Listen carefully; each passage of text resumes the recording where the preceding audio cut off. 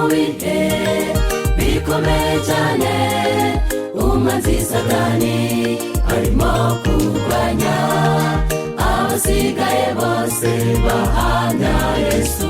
Natwe rero ubu turi mu rugendo, turagana mu gihugu cy'ibyiza. Mureke twigire ku mateka y'Isiraheli, twishingikize kuri Yesu Umukiza, nibwo tuzasoza urugendo amahoro.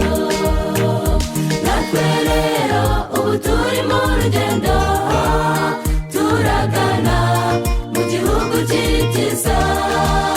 Mureke twigire ku mateka y'Isiraheli, twishingikize kuri Yesu Umukiza, nibwo tuzasoza urugendo amahoro.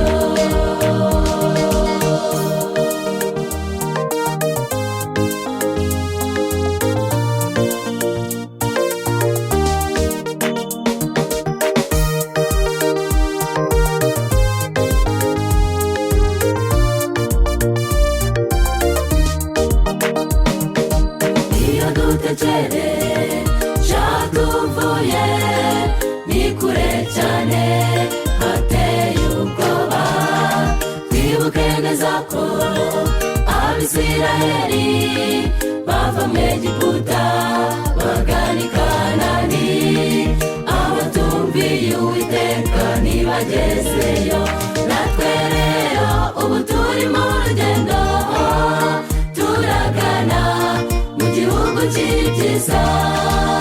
Mureke twigire ku mateka y'Isiraheli, twishingikize kuri Yesu Umukiza, nibwo tuzasoza urugendo amahoro. Natwe rero ubu turi mu rugendo, turagana mu gihugu cy'ibyiza. Mureke twigire ku mateka y'Isiraheli, twishingikize kuri Yesu Umukiza, nibwo tuzasoza urugendo amahoro.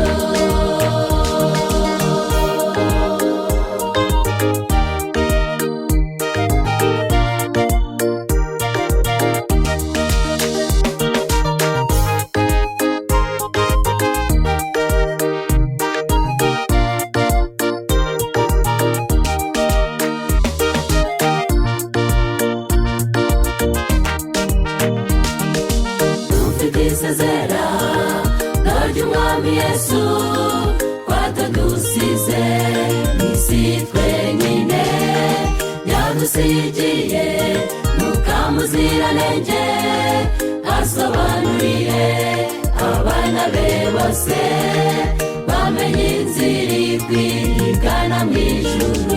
Natwe rero ubu turi mu rugendo, turagana mu gihugu cy'ibyiza.